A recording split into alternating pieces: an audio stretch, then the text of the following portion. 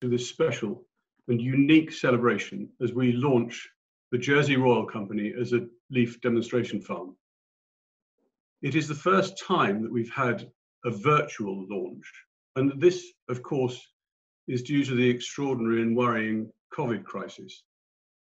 However, whilst it is sad for many of us not to be physically present in Jersey today, the silver lining of that cloud is that we're able to welcome lots of guests for whom the virtual meeting enables their attendance, which might not have been possible in normal times.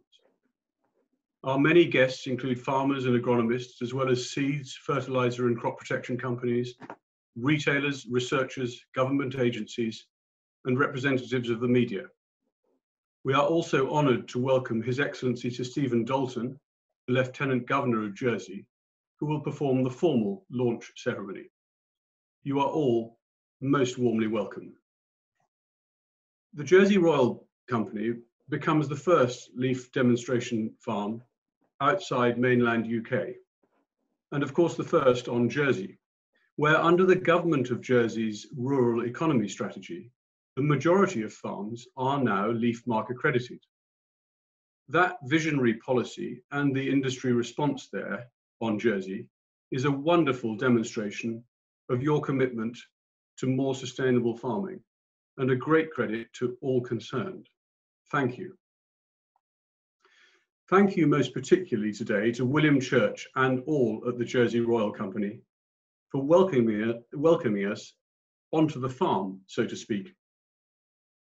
Also, a very special thank you to our sponsors of today, especially the Jersey Farmers Union, who have been the main driving force behind widespread adoption of Leaf Marque on Jersey, and to the Government of Jersey, to Rubis Channel Islands and Jersey Water. Your wonderful support is much appreciated. Our proceedings this morning will be completed by 10:20. Shortly, I will introduce Caroline Drummond, the CEO of Leaf, who will give us a brief overview of Leaf and the work that we do. And then, with the help of video, William Church and Mike Renoir will welcome us virtually to visit the Jersey Royal Company. After which, I will invite the Lieutenant Governor to formally welcome our newest Leaf demonstration farm. We should then have time for some questions and answers.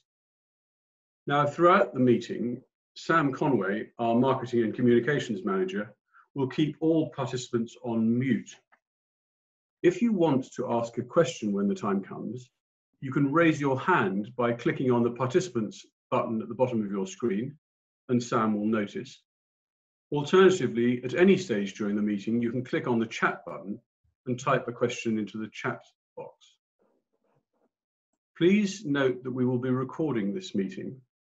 And finally, I should say that if, as I understand has happened on a few unfortunate circumstances elsewhere, the meeting is hijacked by uninvited hackers, we will, of course, immediately terminate the meeting and be in touch with you by email to rearrange at a suitable occasion.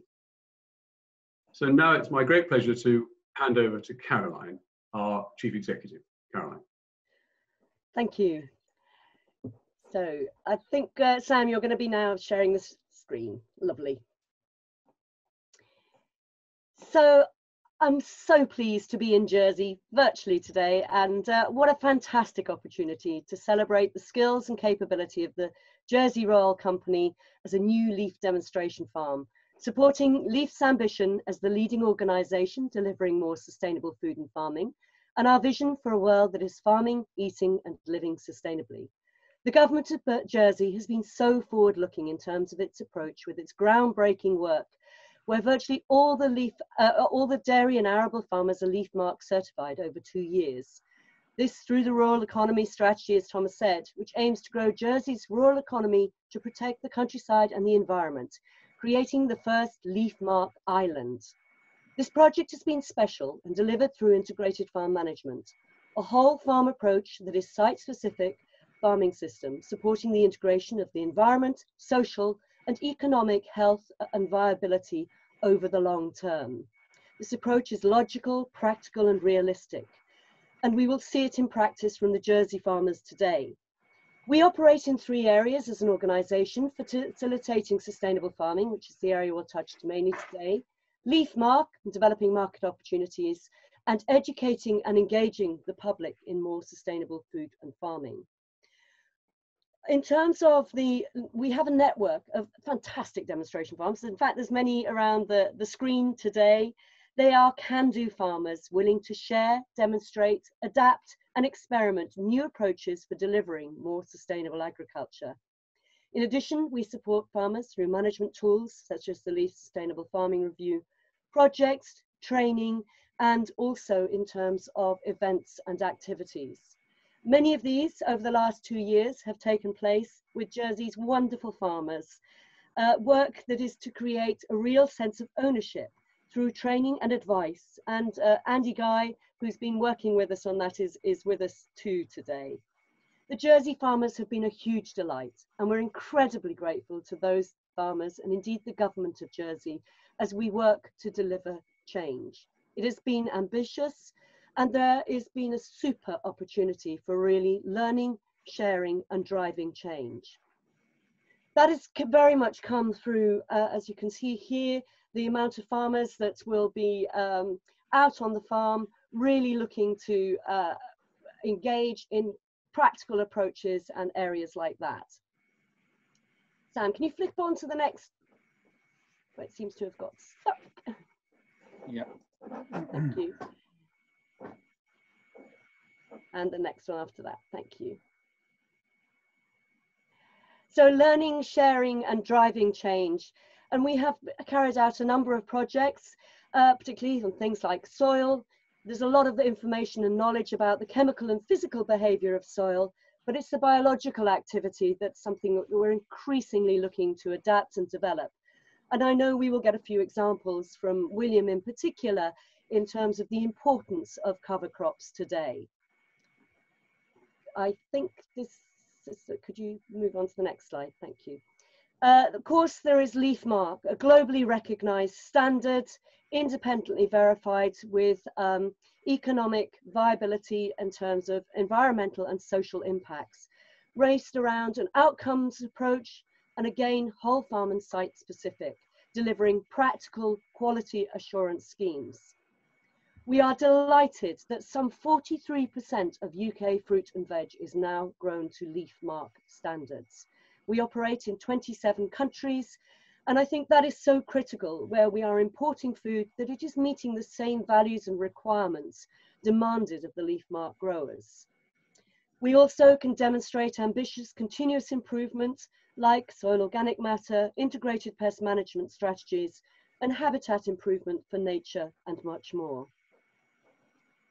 For the farmer's point of view, there is also a positive impact, creating market opportunities, sustainability, demonstration of sustainability credentials, improved farm management, cost savings, improved incomes, and in many instances, premiums as well, all delivering centrally sustainable food and farming. On top of obviously delivering best practice, there is also the reward of sharing and engaging with the public and young people, inspiring the next generation to understand more about the story behind their food. And Open Farm Sunday has been a key part of that. It's been a huge driver, so some 2.1 million people over the last 14 years, and around 250,000 people a year, learning something new for many people visiting a farm for the very, very first time. We can see from the statistics that having gone out onto farm 4 months later, it means that people are more interested and more aware and appreciative of what farmers do. 97% saying, yes, it has made them more appreciative of the work that farmers do. Showing and believing is absolutely critical. And this year is going to be slightly different. We have an online Open Farm Sunday, and the Jersey Royal Company will be taking part in that on the 7th of June. Education has been another core driver, with farmer time and creating resources through Countryside Classroom for lockdown learning situations where people are doing a lot of homeschooling. But today is about Jersey. The Jersey leaf marque journey has been critical. We have engaged with farmers all the way through. They've become red tractor, completed the Leaf Sustainable Farming Review to then become leaf marque certified, clearly demonstrating the global leadership, which is something that Jersey can be very, very proud of. It wouldn't be fair to visit Jersey without a picture of the beautiful Jersey cows, and we've worked a lot with the dairy farmers as well through Jersey, which again has been a fantastic opportunity for the high sustainability and integrity that is clearly demonstrated here on the carton of milk, both for the local market, but also the export market. And Jersey milk is exported far and wide, and particularly through places like China. And now, of course, the Jersey Royal Company.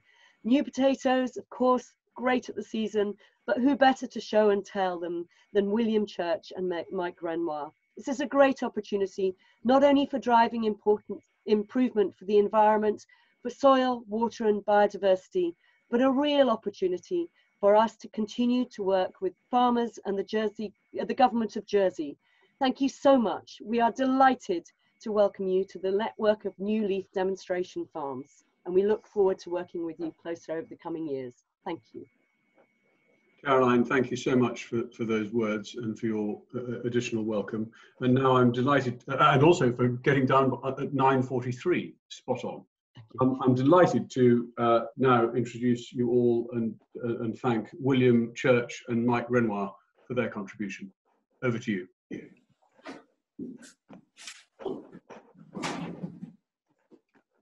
Mike. Yeah, to you. Good morning, everyone. The video running behind is a snapshot of what we do. And whilst I'm conscious that the words may not always exactly match the pictures being shown, we are really looking forward to welcoming people to the farm for the physical launch as and when this is possible. So firstly, an introduction to the company. The Jersey Royal Company was put together in its current format between 2003 and 2004, when the leading marketing companies and group of larger farming businesses on the island united to form one company. The driving force behind this move was to unite the industry and protect the value of the brand, the Jersey Royal New Potato. In 2014, JRC was bought by Produce Investments, a group of businesses that also includes Greenbelt Potatoes. Overall, the business model has changed massively in the last 10 to 12 years and has moved from being solely a growing and primary grading business to one that is completely integrated, being the grower, in charge of harvesting, primary grading, washing and pre-packing, selling to wholesalers and retailers, and organising the distribution. In 2009, the first washing line was installed at our main packing site at Peacock Farm to produce finished packs for direct supply to retailers. This involved extending the covered area of the site that now totals 10,300 square metres. Integrated farm management is a real driver throughout the business as we continue to look to develop, improve and streamline practices to be more efficient and at the same time better manage the environment in which we work. IFM certainly helps to focus the mind and encourage managers and operators to contribute ideas. The relationship that JRC has with Leaf goes back to 1996, when one of the original stakeholders was encouraged to join as they were the sole supplier to Waitrose. In 2005, the business upgraded to leaf marque status, and becoming part of the demonstration farm family was the next exciting development. There's been a fascinating meeting other demonstration farmers on this journey, and a real eye-opener.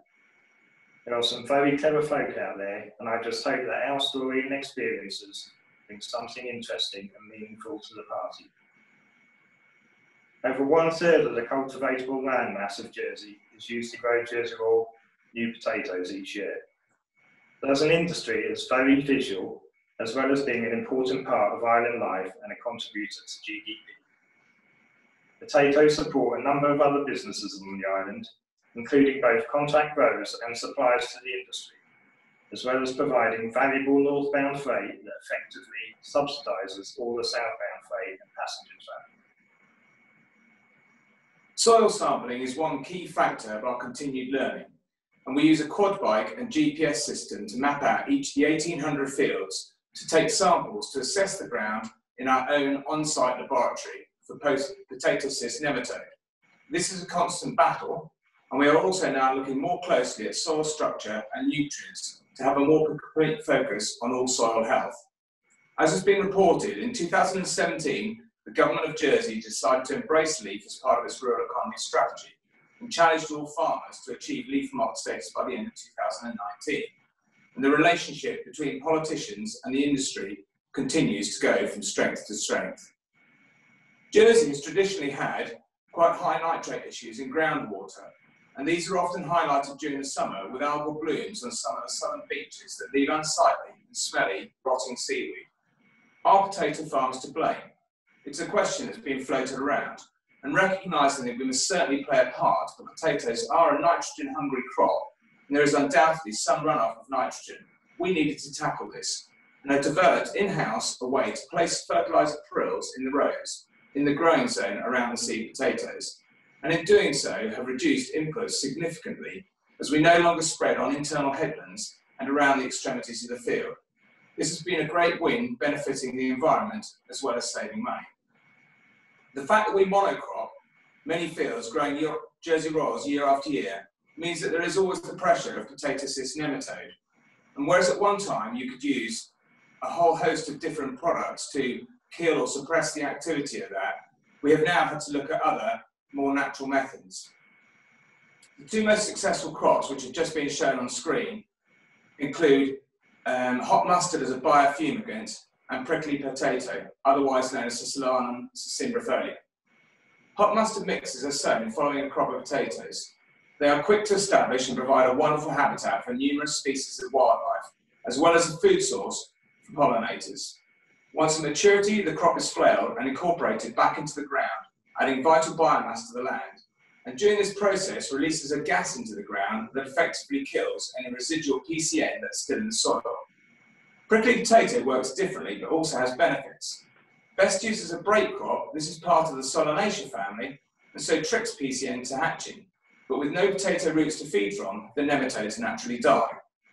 The plant also provides a habitat for wildlife, and although sometimes tricky to get established, has a good root structure, and that helps with soil structure.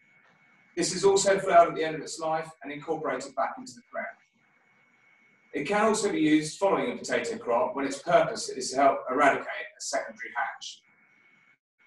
Engaging with the general public as well as ministers and interested parties is important, and we have held an Open Farm Sunday event each year since 2016, and are currently the most southerly one that does that. This year, whilst not being able to hold a physical event at the usual time in June, we are signed up to take part in Online Farm Sunday, another first. Open Farm Sunday has been a revelation, and we easily attract over 500 visitors, with many returning year after year, as well as attracting newcomers and tourists.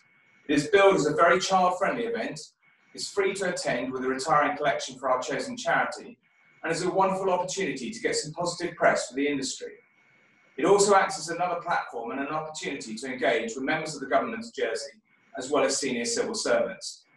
We hold it in a field next to Peacock Farm and showcase what we do with a number of static displays, harvester rides, a chance to pick your own, a tented area to highlight some of the latest technology, and then other packhouse tours that can be booked on the day. Broncage is something that is unique to Jersey. Twice yearly there is an inspection in each parish of all hedges and roadsides, and it's the landowner's responsibility to cut these to set guidelines, but it's a service that we offer as part of the various rental agreements. Fines are issued on a local basis if the job is not done right, so this is something that is taken quite seriously. Broncage can also be a very emotive topic, and interested parties have in the past questioned the methods to do it, arguing that some people cut banks and hedges too tightly, damaging the natural flora and fauna of the island. So last year, in conjunction with the Jersey Farmers Union, we staged a Broncage Open Day to discuss and agree updated guidelines. This involves such things as cutting only the inside of hedges on alternate years, leaving more growth at the bottom of hedges and leaving grass and wildflowers uncut higher up the banks. The result is that the island is generally more positive about bronchage now. It has saved some money it has also saved some money as we leave areas uncut, but most importantly, is more sympathetic to wildlife. The Action for Cleaner Water interest group is another wonderful example of collaboration by farmers with Jersey Water. Following discussions, the island has been zoned and there are suggested guidelines to be adopted by farmers about fertiliser and chemical usage and the timing and distance from water courses that slurry can be spread. This has been a very positive step that has generated a lot of good PR. Cover crops. Aside from hot mustard and prickly potato, we do use a number of other ones. Grass is the biggest by area as we work closely with a number of the island's dairy farmers on land swaps.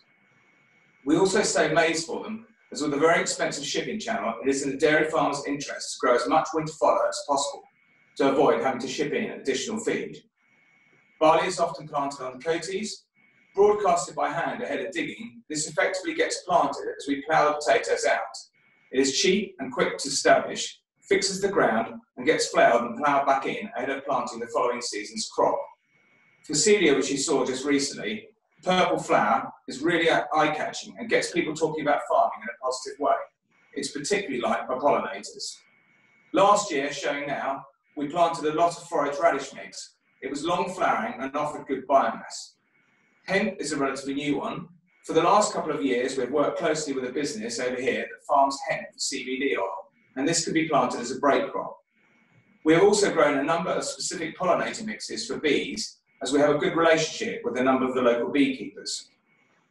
All of the cover crops have their parts to play. They help improve soil structure, help with water management, provide biomass and other habitats for wildlife, so a great example of integrated farm management in practice.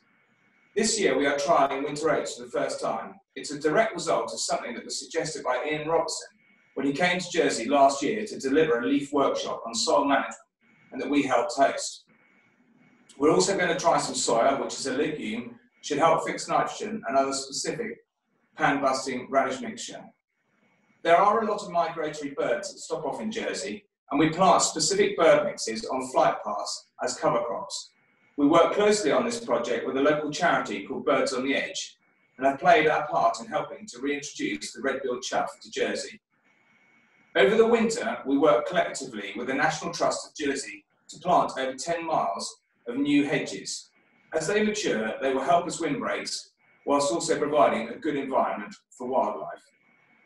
We have embraced technology in the pack house, and following a successful trial last year, have now got installed on all washing lines, destoners and optical grading equipment. This reduces our reliance on labour and helps supply a better and more uniform product to the market. This year, we have updated the design of our own packaging to include the Leaf Marque logo that is currently stocked by 6 retailers, aside from Leaf Marque also featuring on the Waitrose packs. Other projects for the future, as you can see here, we're working on including getting solar panels installed on the sheds at Peacock to feed energy into the local grid. Whilst on the subject of energy, we've also started to put trackers in vehicles, and we are already monitoring fuel usage.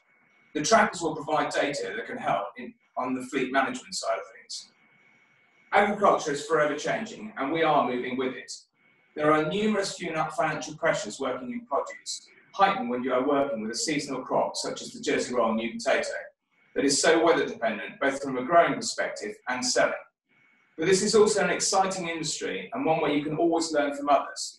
So we are tremendously excited to become a demonstration farm and look forward to continuing to interact with other like-minded people, learning together to be better at what we do, focusing on sustainability, both from a financial and environmental viewpoint. Thank you for listening. Thank you. Thank you, William and Mike. That was an absolutely wonderful presentation. Fascinating to see all the extraordinarily proactive work that you're undertaking in such in the beautiful setting of your wonderful island of Jersey.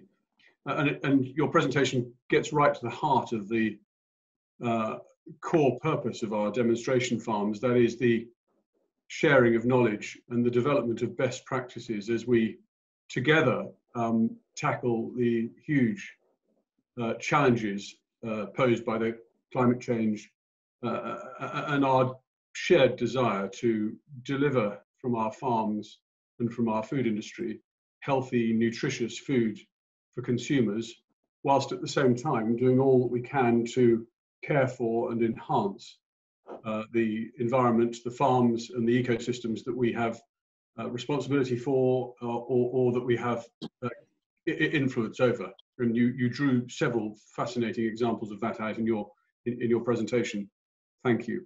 It's now my great pleasure to invite Sir Stephen Dalton, the Lieutenant General, the Lieutenant Governor of Jersey, to formally welcome the Jersey Royal Company as a leaf demonstration farm.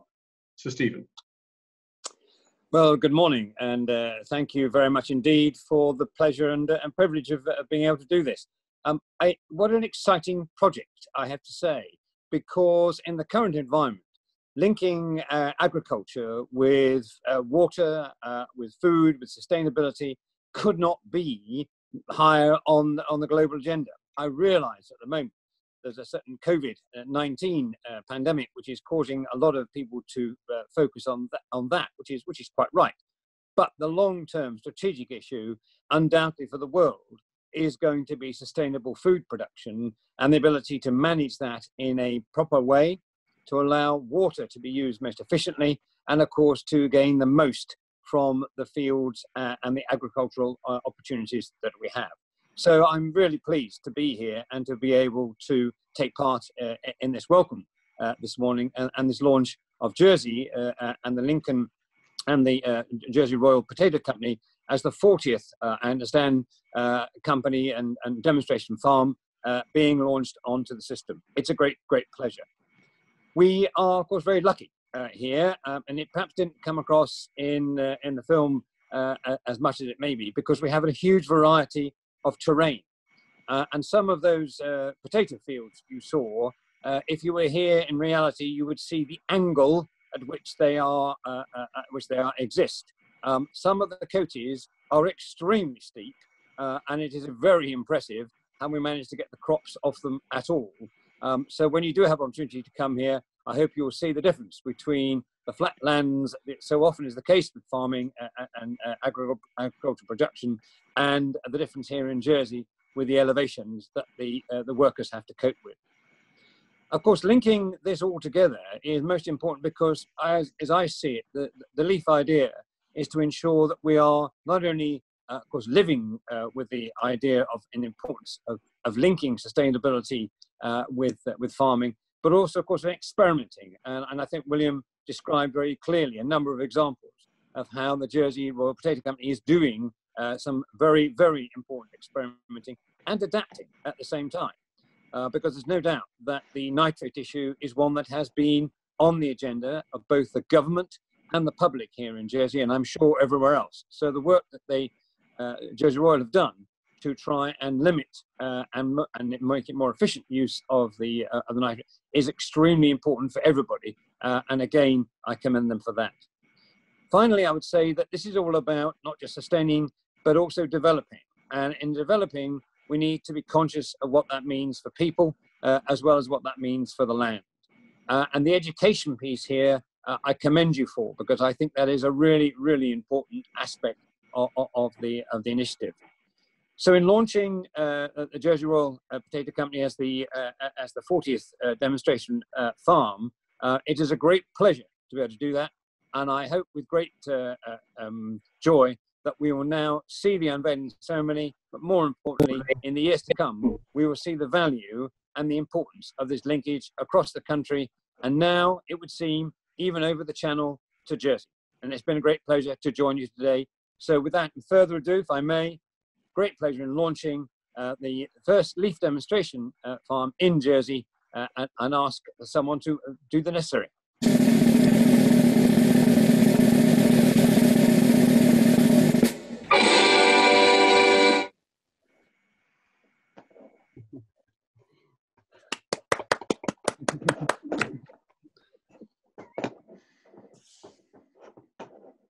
Stephen, thank you so much for those carefully chosen and much appreciated words. William and Mike, thank you for your wonderful presentation again, and for all the work that you have done in getting to this stage as a demonstration farm. Thank you to the LEAF team, who've, I know, been enormously supportive in that process, and to many others. Now we have the opportunity for some questions or a discussion. There are a number of people on the call, so hopefully 62 of us now on the call. Sam, have you seen any hands raised or questions that have been posed? We've had a couple of questions come through on the chat, but yes, just to remind everyone, if anyone does have a question, please feel free to raise your hand. You can do so by pressing the reactions button at the bottom of your screen. But I'm going to unmute people who do wish to ask a question. So I'm first of all going to hand over to Cedric Porter, who would like to ask a question. Cedric, over to you. Thanks very much, Sam, and congratulations to William and the team. Yeah, my question is, you've been a strong supporter of LEAF, and you were LEAF marked in 2005, so one of the first to be LEAF marked. And what's been the advantage of being LEAF marked, the main advantage over the last 15 years? Do you answer? Yeah, being LEAF marked has really focused in on where we need to be going in the future. It's made us better managers, I think. It's made us understand our environment more and the area that we're working in the countryside. I can see it's only brought benefits. You know, I know there's a lot of work behind it, a lot of monitoring, a lot of recording, but it has made us better and more efficient farmers. I think adding to what Mike says there, it's really trying to pull on the natural resources, and whereas in the past there was probably a lot of money that was spent on using artificial inputs, it's also looking at the natural resources we've got here and getting the best out of that. And it's really focused in mind, so it's been quite an exciting process. Okay, thank you for that. I'm now going to hand over to Claire Mike, who has one or two questions. Over to you, Claire. I'll just ask one, shall I? Huge congratulations to Jersey Royal Company on becoming LEAF's newest and first international demonstration farm. What an accolade.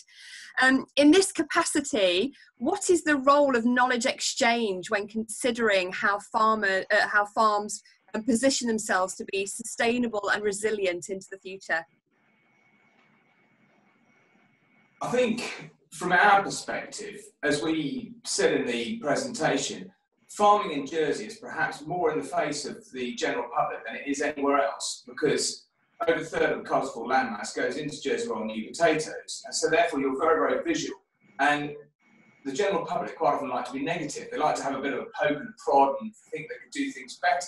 So actually, working with an organisation such as LEAF, thinking about what we do and really focusing on the positives about how we're reducing inputs, how we're trying to enhance the local environment to provide habitats for wildlife, so on and so forth.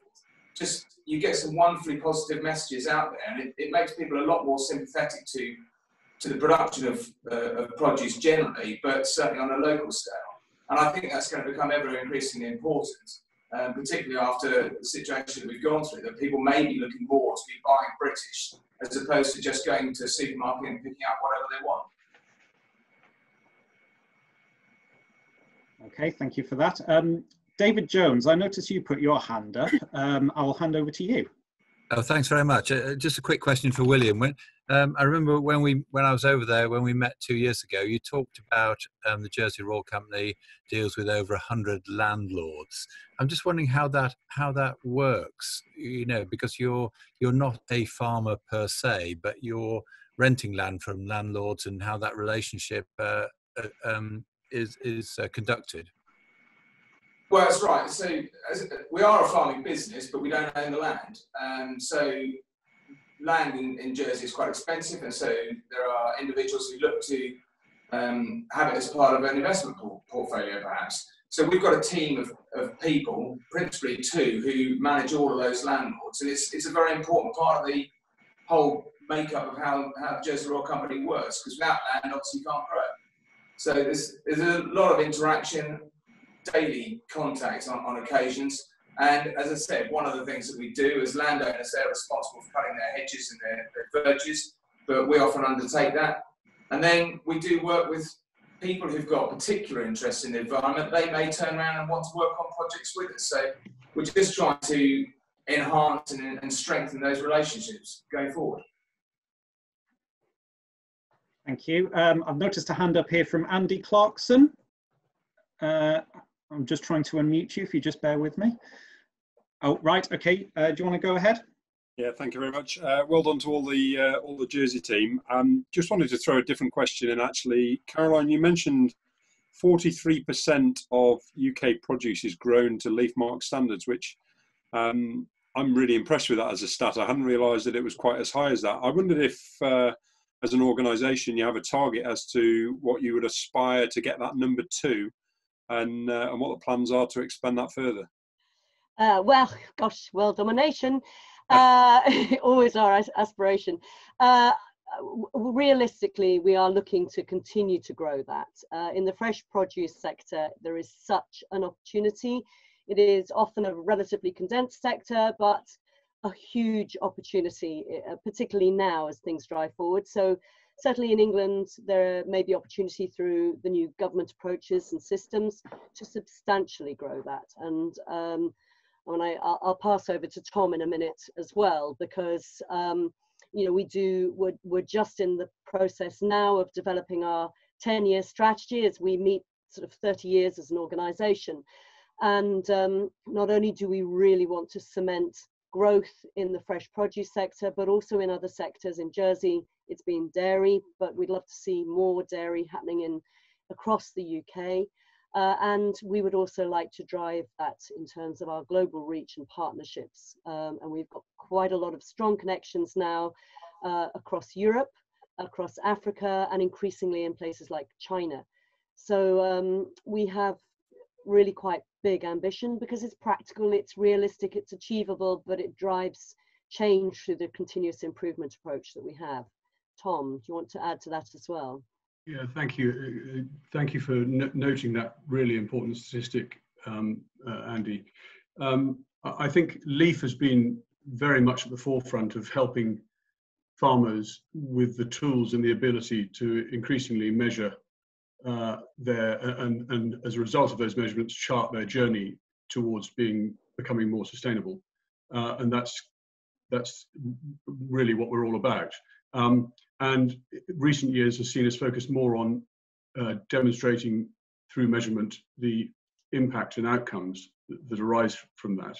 And what we see at the moment is a very welcome move in policy to place the environment much more at the center of that.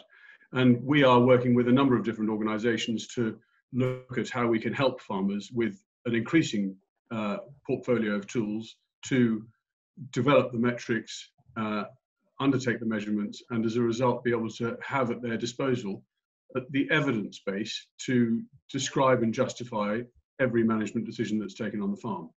I think that's what our brands and retailers want to see. It's what increasingly government regulators want to see, a justification and an explanation for why we choose to do what we do as managers and as farmers. Excitingly, I think we've got tools at our disposal which will enable us not only to provide that evidence base, but also to demonstrate continuous improvement over time and to celebrate that. So we're hopeful that, to your point, that LEAF Marque and other associated means of measuring and accrediting performance will become much more required as a central part of both supporting brands and retailers in their approach to consumers, and also potentially the government's regulatory environment. So we would be hopeful that LEAF Marque will have greater and greater penetration over the years. I would say one other thing, which is that we don't, whilst we love the idea of LEAF Marque being a globally recognized label and stamp, we are comfortable with the concept of Leaf Marque being white labelled for use by others. And there will be some circumstances where Leaf Marque is not overtly presented to consumers, but it is the underlying standard that is being used to give confidence to the retailer or to the food manufacturer and the brand. And that's rather important also. Thank you, Andy. Thank you. We've got quite a few questions coming in now, so I'm going to hand over to John Swire next, who's been waving his hand at me. John. Hi. Thank you. I just want a few figures, if you don't mind. Just area of potatoes grown in the island compared to the rest of the agricultural production of the island, etc., and margins, and what rate, how much does it contribute to the general economy of Jersey? Yeah, in terms of area, we're growing on our farm about 4,500 acres. In terms of the island, about 50% of the island area is in agriculture, and Jersey Royals account for approximately about a third of the island's area. The remaining 20–25% is in the dairy sector. Sorry, in the other numbers you were after, if you could just remind me. How much does potatoes contribute to the general economy of the island? Okay, in terms of GDP, I think agriculture is quite low in terms of GDP. I think we're probably about 3 or 4%. But it's not just about the GDP contribution. It's about the benefits that agriculture provides to the island, really, in terms of the landscape and you know, the beauty of the countryside and the rural economy, and what that gives back to the public. Agriculture is very vital both in the island, but also because we export not only to the mainland, but as Caroline alluded, dairy farmers have got product which is going further afield than that. And I know that Jersey's best known as a finance centre, but agriculture, for example, we are represented at the big show in Paris, and I know that the government of Jersey like to use agriculture as an advert as well. We get onto TV programs every year on the mainland, and so it's also an attraction that supports the tourist industry, so it's slightly wider ranging.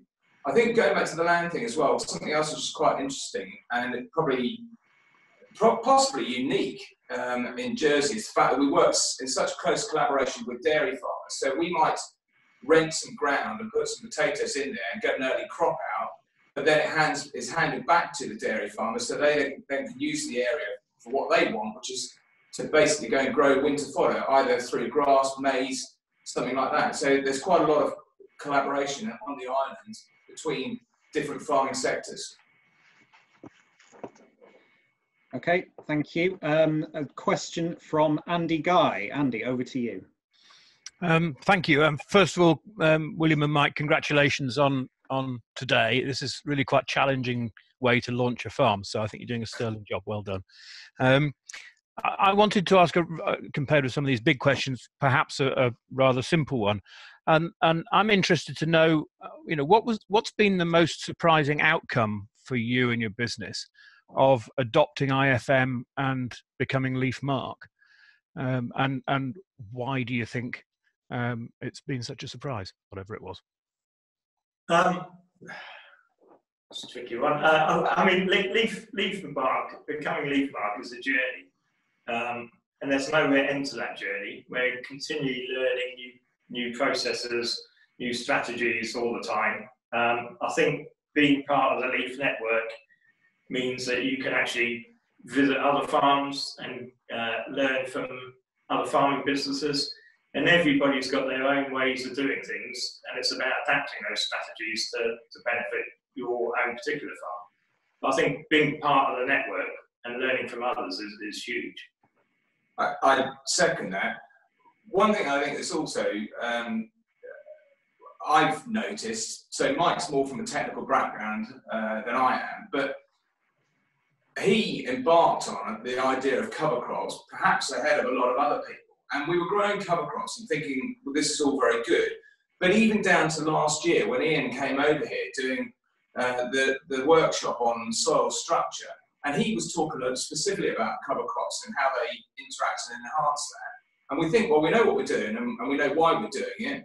But actually, you're only on the tip of the iceberg. There's so much more you can learn from it, because there are numerous different types of cover crops. And for example, that forage radish, we were hoping it was going to go down, it was going to break the pan, but lower down. But actually what we found is, because we've got a bit of compaction lower down, so the top part of the soil is like this, and it's all well and good. But when those forage radish roots went down, they went there and they went across. So that's why we're looking at another one, which is specifically pan busting. You can always think, and on the surface it looks as though it's doing it right, but actually there's always continued learning from it. And I think working with experts like that and sharing those experiences, I think it's very, very exciting. I really think there's something we can learn from this. And hopefully pass knowledge on to others as well, if we can. Okay, thank you. Question from Dave Roberts. Dave, you are now unmuted. Yeah, my question was about Leaf Marque and the marketing of milk products. I'm always interested. I always think that we struggle to get the benefit of Leaf Marque from milk products, and whether you see any benefit from that. Caroline, are you going to take that one? Yes, so I think without a doubt, I'm just trying to see if there's actually a representative from the Jersey Dairy company who may actually be happy to respond to that in the audience here. But I think where the real benefit has been, it's obviously Jersey cows, Jersey milk, Jersey ice cream has got a very valued brand to it to start off with. It is about quality. It has inherent support from that perspective. And I think one of the things that's been really important in the Jersey dairy sector has been, as William alluded to again, the export market. And much of that has been with China because of the challenges that China had few years back with the melanin disaster. The integrity, the attention to detail, what's behind the label has been really core. And I think that's been one of the outstanding benefits in terms of not only is it a quality, safe product, but behind it, it has strong integrity around sustainability. Andy, I mean, you've also been working with a lot of the dairy farms, and I don't know if that's something that you picked up in your visit out there and your talk out there as well. Yeah, I think so. I think I mean, I shouldn't be speaking on behalf of the Jersey Dairy Company, of course, but I think the thinking behind it and the reason that the dairy farmers adopted it so enthusiastically was because they could see numerous benefits. They could see benefits to their own businesses as individuals through tighter management that we've heard Mike and William talk about. But also, Jersey is very dependent on premium markets. It can't sell cheap products, can't afford to sell cheap products. It's got to maintain a premium market. And this is one way to get external accreditation for the premium quality of what they're doing, I think. Thank you, Andy. Regrettably, ladies and gentlemen, I fear our time is coming to an end. But I hope that the Leaf Marque does do for the Jersey milk industry simply something to make a niche and very special product, which is Jersey milk, even more special and more recognizable in that respect in consumers' eyes. It's been a huge pleasure to host this occasion and to welcome so many people who've joined us. Thank you for your attendance.